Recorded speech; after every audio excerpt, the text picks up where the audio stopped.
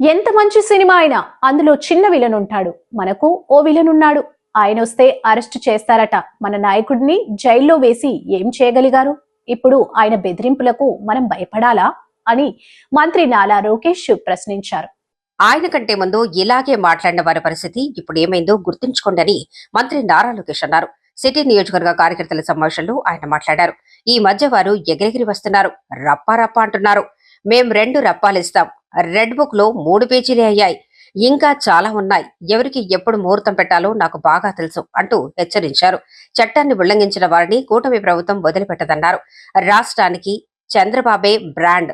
కుప్పం, హిందూపురం నియోజకవర్గాలు తేదేపాకు, కంచుకోట, ఇప్పుడు మంగళగిరి, రాజమహేంద్రవరం కంచుకోటగా చరిత్ర తిరగరాయాలి.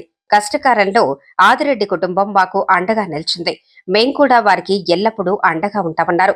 జోనల్ కోఆర్డినేటర్ సుజయ కృష్ణ, రంగారావు, నగర MLA Adireddy Srinivas, RUDA chairman Boddu Venkataramana Chowdary, నియోజకవర్గ పరిశీలకులు వెంకటకృష్ణ తదితరులు పాల్గొన్నారు.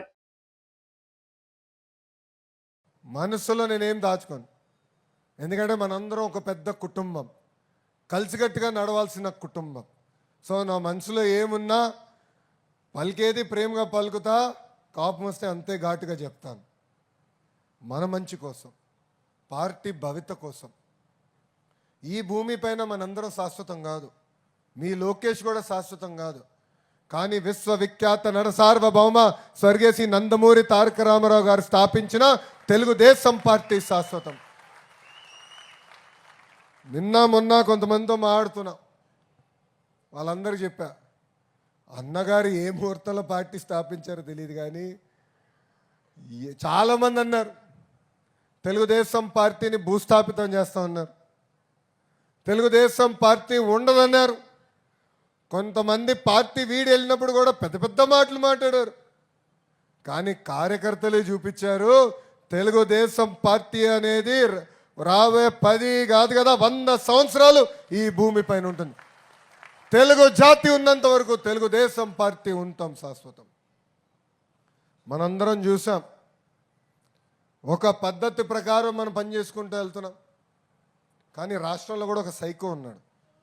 ఎంత మంచి సినిమా అయినా ఒక చిన్న విలన్ ఉంటాడు. రాష్ట్రానికి ఒక సైకో ఉన్నాడు.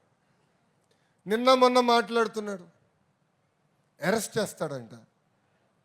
అరే 53 రోజుల్లో నువ్వు మా నాయకుడిని అరెస్ట్ చేసి ఇదే రాజమండ్రి జైల్లో బంధించి ఏం పీకావయ్యా? ఏం పీకావు? నువ్వు అరెస్ట్ చేస్తే మేము భయపడాలా?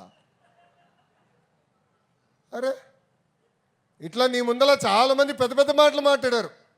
వాళ్ళందరి పరిస్థితి ఏమైందని ఒక్కసారి ఆ సైకోని ఆలోచించమని నేను అంటున్నా. అంతేగాని ఈ మధ్యన చూస్తున్నా రప్పరప్ప అంటే ఏంటి రప్పరప్ప? 2 రప్పరప్ప మేము మిగుతాం. ఎర్ర బుక్లో 3 పేజీలనే, ఇంకొన్నాయి చాలా పేజీలు.